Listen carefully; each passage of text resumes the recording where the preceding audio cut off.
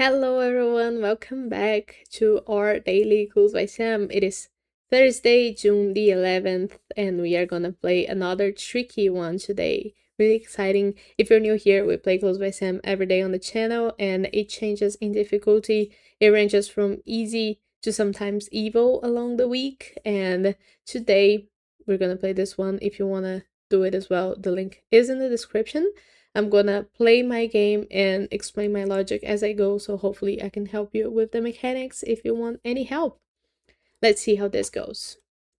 We start with Katie telling us there are no incidents in between Cheryl and Zola neighbor Gabe.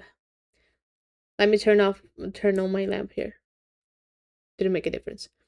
So, in between Cheryl here and Zola, there are no incidents neighboring Gabe, who is right here, B2. So there's two people between those Cheryl and Zola who neighbor Gabe, Hazel and Martin. None of them are innocents. So we get two criminals right off the bat here. We don't need Katie's clue now. So we click on it. Hazel says that Gabe is one of two criminals above Will. So Gabe is a criminal as well. And there's going to be a second criminal who's either going to be Bobby or Kita. So we tag them with the upper tag of the same color to indicate that if one of the yellows turns into a criminal, the other one's going to turn into an innocent. Now, we don't need Hazel's clue anymore. Martin says that only one criminal in a corner has a criminal directly to the left of them. Okay, so that implies two things. One of them is there's going to be a criminal with a criminal to their left. So there has to be either Donna or Zach, because they are the people in the corner who have anybody to their left. Adam and Vance both are in corners, but they don't have anybody to their left. But it could be that Adam and Vance are criminals, and Zach as well. And Donna, it could be that everybody is a criminal, but just one of them has a criminal to their left. So this would be a configuration that works. So we can't do anything with that clue yet. If we look at Gabe's clue, it says there are exactly two incidents in column B. So we know that the first one in column B is Katie, the second one is either going to be Bobby or Kita, so Will is left to be a criminal. We don't need Gabe's clue anymore. Will now says that only one of the three criminals neighboring Jane is below Adam. Okay, so Jane has 5 people neighboring her. 2 of those 5 are below Adam, and only one of those 2 is gonna be a criminal. So she needs a third criminal. She has one already, who's Gabe. The second one is gonna be the one below Adam here. The third one has to be Kita, the neighbor Jane as well. So Kita is a criminal, and that lets us know that Bobby is an innocent. Now, Bobby says that an odd number of incidents below Adam neighbor Katie. Okay, so there's 3 people neighboring Katie below Adam, and we know that 2 of them are already opposites, so that gives us 1 innocent. So to keep that number odd, because 1 is an odd number, we need Jane, the third person, to not be an innocent. Otherwise, we would have 2, which is an even number. So we don't need Bobby's clue anymore. Now, did we read Will's clue? Only one of the 3 criminals neighboring Jane is below Adam. Yeah, I act on that. Kita says there's an odd number of criminals neighboring Katie. So Katie so far has 5 criminals neighboring her, which is an odd number. But she's gonna have a sixth one shared with Jane here, who's either Frank or Olive, and 6 is an even number, so we need Steve to be the 7th to make an odd number. Now we don't need Kita's clue anymore. Steve says there's an odd number of incidents below Adam. So same as happened with Jane having people, or Katie having people below Adam neighboring her and being an innocent. Adam already has 1 innocent here below him. So to keep that number odd, we need Vance to be a criminal. And we don't need Steve's clue anymore. Vance says there's only 1 innocent above Zach. Okay, don't know what to do with that yet. Jane says that column B is the only column with 2 innocents. So, if there's only 1 innocent above Zach, it doesn't matter who that person is. What matters is that we couldn't have Zach be a second innocent in column D. So Zach's for sure a criminal. And we also know that since Adam has one innocent below him, he couldn't be a second innocent in column A. So he is a criminal. Now we don't need Jane School anymore, do we? Because, well, I guess Cheryl and Zola, yeah, they could both be innocents, but if both of them were innocents, we wouldn't have a criminal in a corner with a criminal to their left. So impossible for both of them to be innocents. Row 1 is the only row with exactly 2 innocents. So we couldn't have row 3 have a second innocent, which makes Nala a criminal. Now, what other rows have possibly 2 innocents? I guess row 1.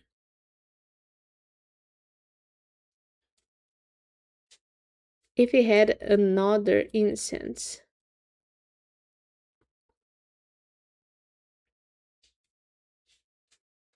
We will need Zola to be a criminal, but this is possible. And this couldn't be. I mean, that forces Zola to be a criminal, right? Because we do need a second and last innocent in row 1. So this would be one of the possibilities, and the other one would be this. Oh, I did the same thing. But the other one is this. In any case, we don't have a criminal in a corner with a criminal to their left. We need Zach to be that criminal, so Zola has to be a criminal. And we know that Cheryl and Donna are opposites. Now Zola says there's an odd number of criminals neighboring Hazel. Hazel so far has 3 criminals neighboring her, but she's gonna have a 4th one who's either Cheryl or Donna, so she needs 5 to make an odd number, which makes Isaac a criminal. Isaac now says there's an odd number of criminals on the edges. So how many do we have so far? We have 1, 2, 3, 4, 5, 6, 7, 8. And we're gonna have 9 here. And 10 with Frank and Olive. So that's an even number. We need 11. Uma has to be a criminal. And because we know there's one innocent in column D, Donna has to be that innocent, which makes Cheryl a criminal. Uma says that only one person has exactly 3 innocent neighbors. So far, nobody has 3 innocent neighbors. Right? Who's that person gonna be? It has to be Gabe. It couldn't be Katie. It has to be Gabe. Nobody else even could get there, so Gabe has to have Frank be an innocent. Only one person has exactly 3 innocent neighbors. Frank being an innocent makes who have 3 innocent neighbors? It isn't Adam. Gabe. It isn't Katie. It isn't Jane.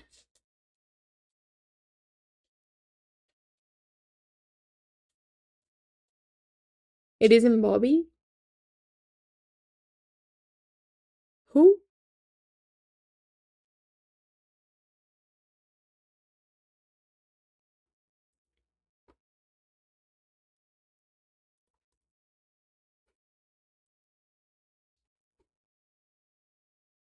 I'm so confused. Keita has only 1. Jane has 2. Katie has only 1. Adam has 2. I'll be right back because my dog needs me, and we're gonna solve this together. Okay, I'm back. I am so confused. Only one person has 3 innocent neighbors. Who, if not Gabe? Because if I make Olive an innocent, who's gonna have 3 innocent neighbors?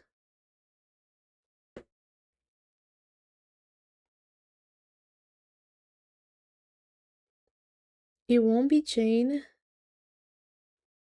It won't be Frank. It won't be Katie. It won't be Kita.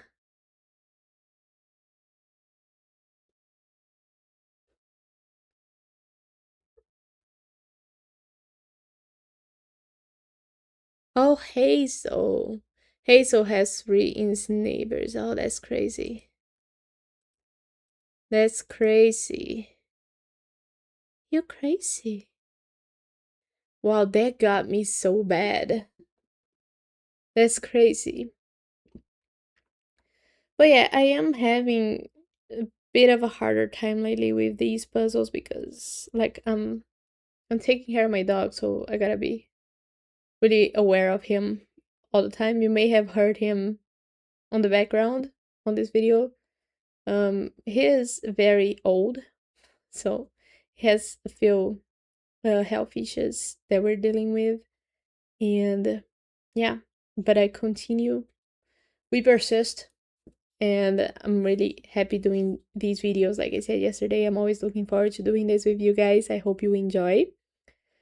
I'm so sorry that I didn't see Hazel before there, so if you were screaming at the screen at me, I promise I'll try to do better tomorrow. Let me know how it went for you, if you got it perfect, and I'll see you tomorrow.